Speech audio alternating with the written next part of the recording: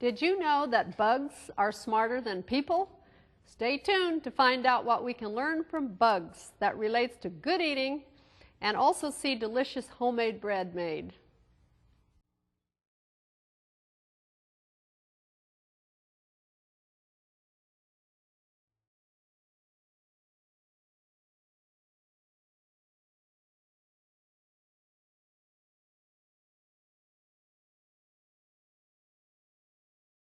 Hello, I'm Marcella Lynch, and welcome to Food for Thought, the cooking show that features God's eating plan as unfolded through Scripture and through an understanding of God's other book, the Book of Nature. Our class today is featuring whole grain bread making. With bread readily available in supermarkets, I still make it a point to bake a weekly batch of homemade bread at home. My mother baked the family's bread when I was at home, and for 33 years I have done the same for my family. There's nothing so tasty and special as homemade bread. And instead of paying $2 or more for a good loaf of whole grain bread, you can make it for 50 cents or less a loaf. 4 people in our family, we save over $4 per year, not $4, $400 per year by making our own bread. I purchase wheat berries in 25-pound or 50-pound bags, store it in airtight containers, and grind it fresh on bread making day. Wheat keeps for years and years as long as you store it, so bugs cannot get into it. And speaking of bugs, did you know that weevils are smarter than people when it comes to knowing whether food is fit to eat? They always turn up their noses at white flour or bread in cupboards if whole wheat is available. What is the difference between whole wheat bread and white bread? I'd like to show you this kernel of wheat chart here, and we can see what the difference is between white bread and whole wheat bread. You can see here that there's 3 parts to the kernel of wheat. The outer covering is the bran. This little yellow part down here is the germ, and the inside part is the endosperm. On the outside part is the fiber, the minerals and vitamins, that's the bran layers. Down here is the germ, in which is the vitamins, especially the E vitamins and the wheat germ oil. This is the life-giving part of the kernel. If you planted this seed in the field, it would sprout from right here. And then the whole center part of the kernel of wheat is the starch and the protein. We call that the endosperm. So when you're grinding whole wheat flour, you just put the whole kernel in there, and it comes out of your flour mill whole wheat flour. When you're using white breads and you're grinding and using, not grinding, but when you're baking with white flour, you're just getting this endosperm part. And that's the difference between the white and the whole wheat. Eating God's way of whole foods is not being pulled apart by humans. It means eating whole grain bread, doesn't it? The bread we're going to make today is a multi-grain bread, and I like to add several other ingredients to it. So let's just start now and talk about making good homemade bread that is really nourishing, and the weevils will get into it because they're smart. I want to show you first of all wheat. It's kind of important to have the right kind of flour when you make whole wheat bread if you want it to be elastic and light. So I have here 3 different kinds of wheat, and these are the kind here for bread making. This is hard red on this side, and this is the hard white, and either one of them will make good whole wheat bread. This one here is very light colored, you can see that, and this is pastry wheat. And when you buy pastry flour in the market and you buy whole wheat pastry flour, it's made out of this wheat right here, and it doesn't really have very much of that kind of protein in it called gluten. That is the one protein that wheat has that will give that elastic texture to the bread. Wheat is the only grain that has the protein gluten in it that when kneaded and stretched will make that elastic texture that can make bread rise and make it sliceable and fun for you to make sandwiches and slices. So you need this kind of wheat here, either the hard red or the hard white wheat, in order to get that elastic texture that the gluten protein gives to it. Now, if you've ever heard of I'm sure you use the all-purpose flour in the supermarket. All-purpose means it's kind of okay for bread and it's kind of okay for cookies and cakes. What they do is they mix part hard wheat and part soft wheat together and you get sort of a general all-purpose flour. But at home we can be professional and we can use just hard wheat for bread and we can use just soft wheat. And that's a little trick in your natural food kitchen to get light, elastic, whole grain products is by using the right product. For example, if you tried to make a pie crust out of this hard wheat, you'd get a tough whole wheat crust, but you make it out of the soft wheat, you get a wonderful flaky crust. So that's just a little lesson in your wheats for today.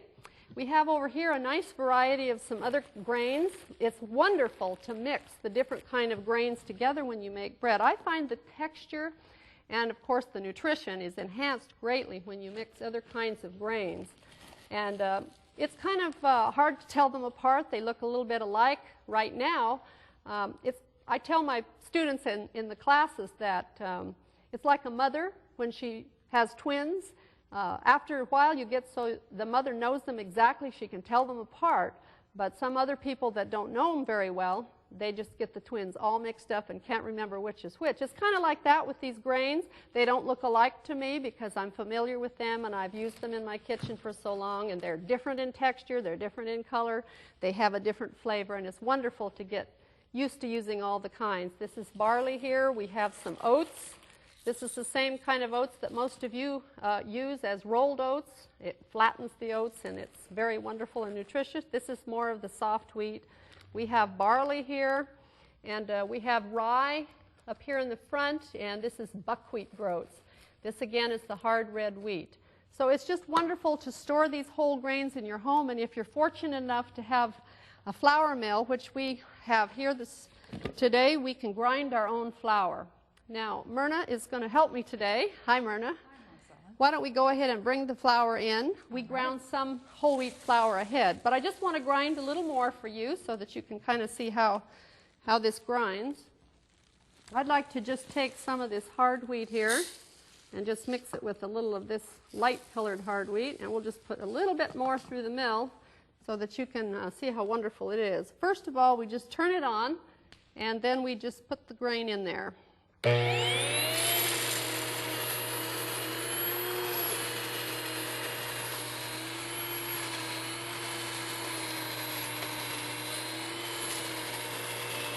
Just don't do it all.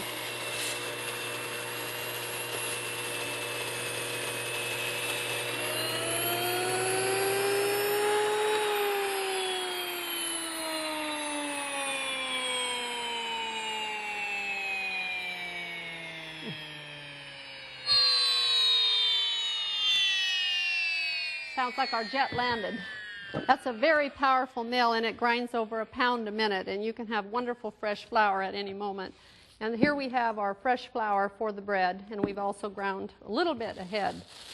I'll tell you, you can make bread for 50 cents a loaf, but besides that, it's that memories that your children are going to have when you have the homemade bread and the dinner rolls and the whole wheat pizza and all those different fun things like cinnamon rolls without the cinnamon and sugar. You can make wonderful things.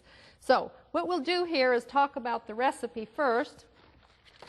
In our Cooking by the Book cookbook, we have a whole chapter in here about bread making. In fact, if you want to know the truth, the bread making chapter is the longest one of all because I love to make bread, and we have many different kinds of bread that you can make. So on page 77 of the cookbook, it's got the basic bread recipe. Now we have a kitchen machine here that we're going to use today that has a three-sided kneading arm, and this is an easy way to make bread. If you don't have this convenience of a mixer, then you just get your big bowl and a big wooden spoon and you do this by hand, and you can skip some of the bread making steps when you have this machine, because with this three-sided kneading arm it can stretch and stretch the dough so quickly and nicely that you don't need to knead it for all those minutes by hand and let it rise and punch it down. From the time we start making this bread here until it's coming out of the oven is less than 2 hours. And it only takes about 15 or 20 minutes of your personal time, and you come out with 5 or 6 big loaves of bread or several loaves of bread with a lot of other kinds of dinner rolls and things. So it's a lot of fun. And you can freeze these loaves of bread and just pull one at a time out of your freezer and have bread all week long. So once a week is just about how often I make bread at home. All right, so it says here that we need to grind 10 cups of wheat, and we've already done that. And the rule of thumb is if you put 1 cup of grain in your mill, you're going to get 1.5 cups of flour underneath. So if we grind what it says here, 10 cups of hard red wheat, or the white wheat, then that gives you about 16 cups of flour when you get through, 14 to 16 cups. Now, one thing about making bread is that you don't need to worry about measuring things too accurately, because every time you make bread, that water will absorb the flour in a little different proportion. Actually, when you add other grains besides wheat to the mixture of flour, they absorb differently. Their content is a little different. So don't worry about measuring too accurately. And in this mix that we have milled today, we actually put some barley, some oats, and some rye here with our bread. So we have like 4 or 5 grain bread here. Now we're just going to start with 6 cups of water. Make it warm, or sort of extra warm. It goes right into the mixer here. And we have the measures right on the side, so I had it measured up here to the 6 cup mark. And we'll add 1/3 cup of oil, but we don't always use oil. You can put applesauce in. You can put any kind of mashed dried fruits in, or you can just skip the oil. French bread, you know, only has about 1 tablespoon of oil, and that's all. So let's just go on and skip the oil. It's 1/3 cup of honey, molasses, dates, or something for sweetening. So we're going to take this spatula here, and I've made bread so often that I'm just going to put what I know is about 1/3 cup of honey. And let's go ahead and put just a little molasses in here for fun too.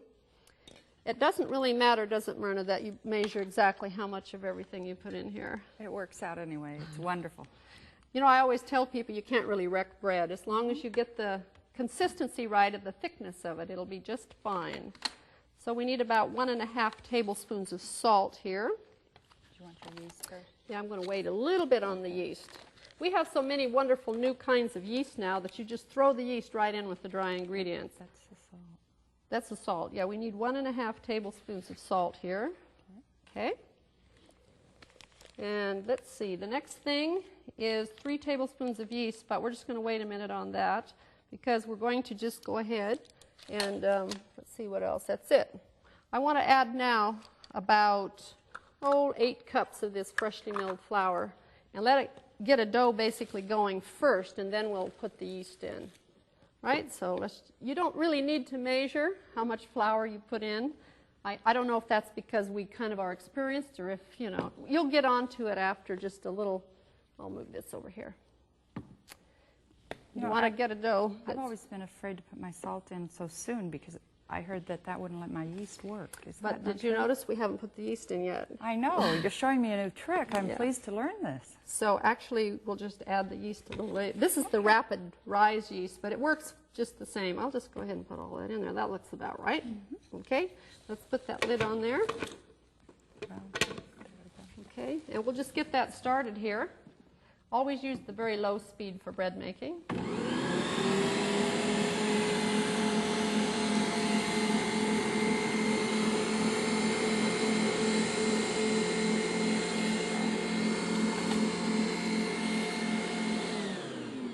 All right, one of the tricks to making your whole grain breads really light and elastic is a couple extra ingredients that we put in this recipe here, and it's 3 tablespoons of commercially prepared dough enhancer.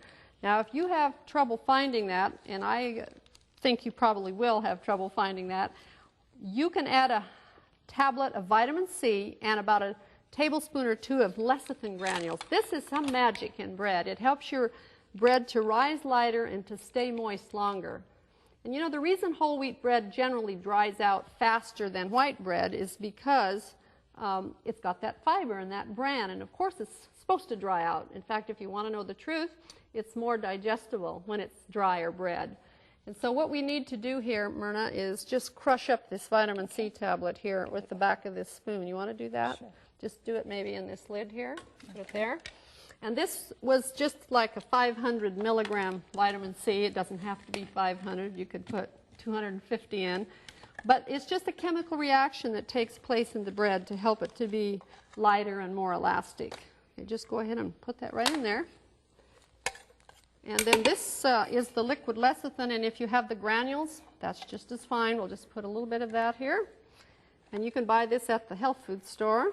It just lasts a long time.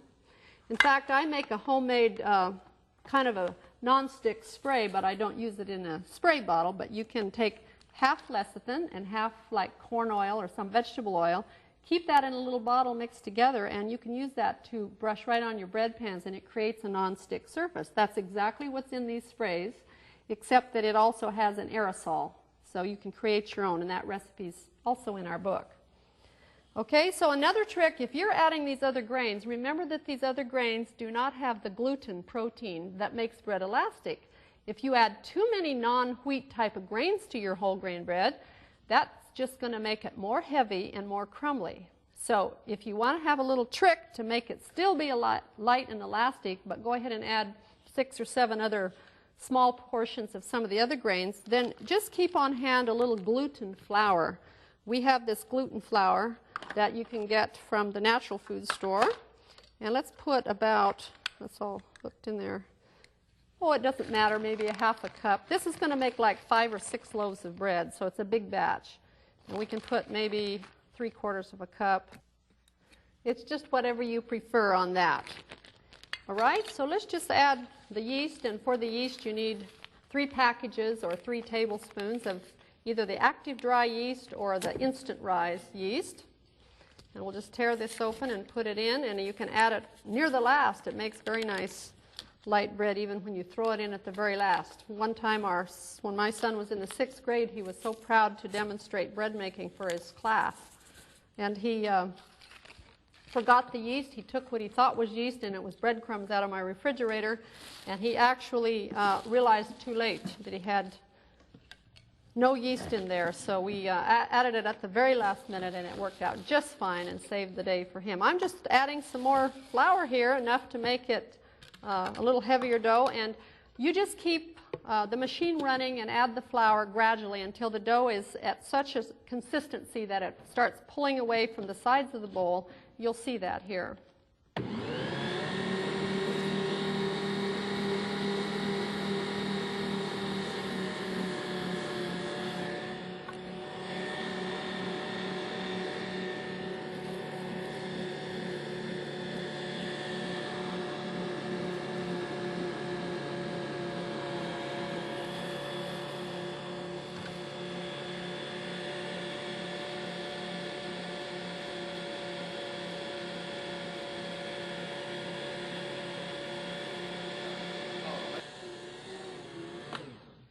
All right, the dough has mixed for 10 minutes here, and that made it all nice and elastic without us even needing to touch it. Now, if you're doing this by hand, you would simply put this out on the board and work it. I'm going to demonstrate a little to you so you can see how to knead bread by hand if you're not so fortunate to have a bread making machine here. Let's put a little flour out here on the board so that we can work our dough, and we're going to make a lot of interesting things from this whole wheat dough that we have here.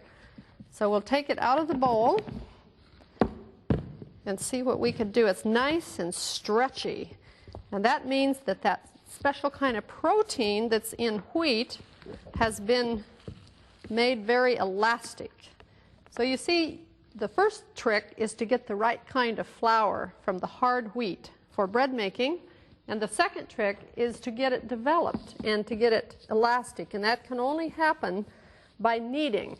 And so the old-fashioned way is to knead it for 10 or 15 minutes by hand, and the easy way is to use a bread making machine.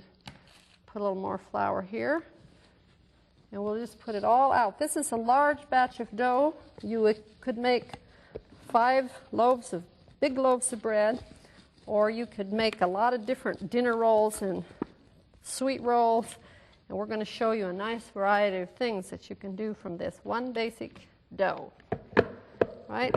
I'll just give this to you, Myrna. Well, I'll just put it right down here as a place for it. And now we have room to work here. So we don't need to work this anymore because it's been in the machine, but let me just show you how you would work this by hand. Have you ever heard that old saying that a heavy hand makes heavy bread?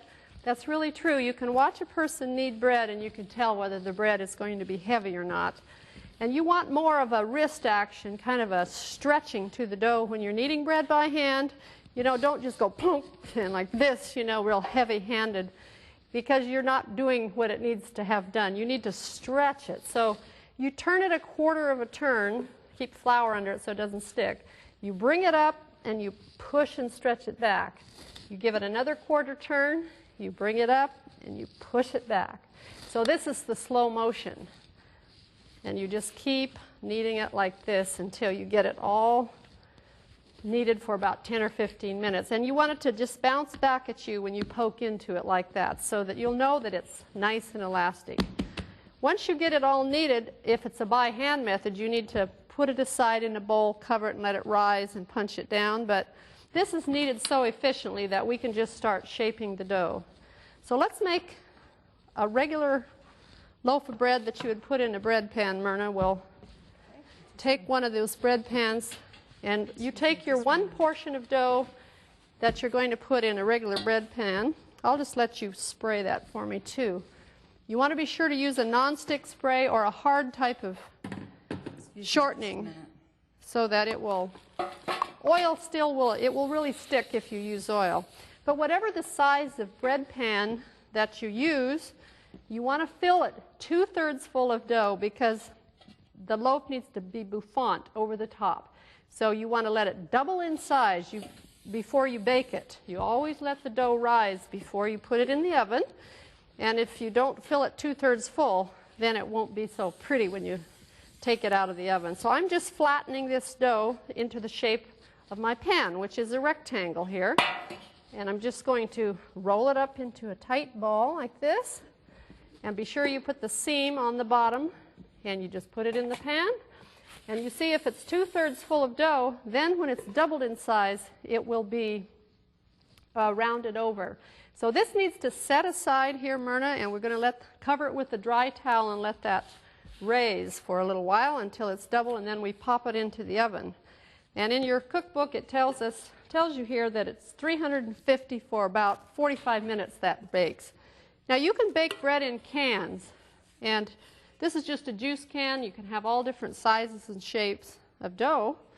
And let's just put one little bit of dough, Myrna, in that can so that we can you just fill it half full of dough, and then when it's risen up to the top, it's ready to bake also. So you don't have to buy a lot of expensive pans. Is this already greased? That's already okay. sprayed. Great. And you can just shape your dough and just put it in there. And I love the round loaves. They're real fun to do. And we have some here that are heart-shaped, and those are cute. You can do the same thing. Fill them half full of dough, and when you get all through, you have a heart-shaped loaf of bread. And you can buy little kits like that to work with. All right, let's make a loaf of peasant bread here, Myrna. If you want to make a nice peasant loaf of bread, did we bring sesame seeds out here? We can just make it right here on a cookie sheet, and you could do French bread as well. But you can just simply make a round loaf of bread here. That's okay, no problem. We will just skip the sesame seeds. Make it round, and you can put it, if you have some sesame seeds or some poppy seeds you want to put over the loaf, then you can simply wet this with water or a little milk, and then the sesame seeds will stick to it. And then slit it about 3 times. You know that's the way the peasant bread looks when you buy it. And when this raises, then you just bake it also in the oven, and it gets nice and crispy and crusty, and I love this kind of bread. So there we have the peasant bread. I thought maybe you'd like to see how to braid some bread. So let's take 3 strands of dough here, and we'll just kind of make kind of like a braided bread. You can play with your dough and do all kind of things with it. You need to make ropes, actually, 3 nice ropes like this. And I'm working kind of fast because we're almost out of time here. And Myrna, why don't you go ahead and bring up the finished bread that we baked ahead to show everyone when we get through playing with our dough here. I'm on the way. Okay. I think we'll just maybe set it right here on this area right here. All right. We'll be looking at our breads. And we have one more rope here we're going to make. Just show you how you can, yeah, you could take more time to make your ropes, but you just have a lot of fun. You can tie knots, take a rope and tie a knot in it, and you can have dinner rolls of all different shapes. You can make pizza crust and pocket bread and everything from this same dough. I don't know if we have another, maybe this cookie sheet pan here, Myrna, you could bring it. And we can just put this on the cookie sheet before we actually make it into a braided bread here. Just spray that a little bit. So we'll lay these ropes right in here, stick the ends together here, and then you just start braiding like this. Pick them up, put them over. And if you wanted to, you could make it a little sweet dough type with naturally sweet things, crushed pineapple, and just make raisins and nuts all over it. Just sprinkle them over. Do you want to put a few? All kind of fancy things you can do. We have a little tiny piece of dough here left. Myrna, you play with that. And I'll just show you how to make some dinner rolls. You can take the same dough here, and you can just roll all kinds of fun little dinner rolls. Find a little kind of dry place on the counter here and just kind of form them. That pan there, I guess you prepared for dinner rolls. And that goes right in here. You can put like 3 across. I'll just let you put this right here. I'll do a couple more here. I just love to play with bread dough. And it's very nice. Our children learned how to make bread when they were really young, and it's something that they give to their teachers and to people for gifts. And when our son got to be older, he impressed his girlfriend's mother with bread. And we've had a wonderful time making bread today, and it just went all too fast. And we just hope that you will notice these good, nourishing breads here. We have the peasant bread, and we have the regular loaves. Here's the one baked in a can.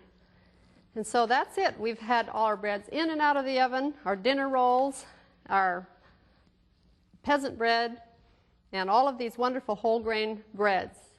We thank you for tuning in, and this program is sponsored by the Three Angels Broadcasting Network, and we appreciate your prayers and support.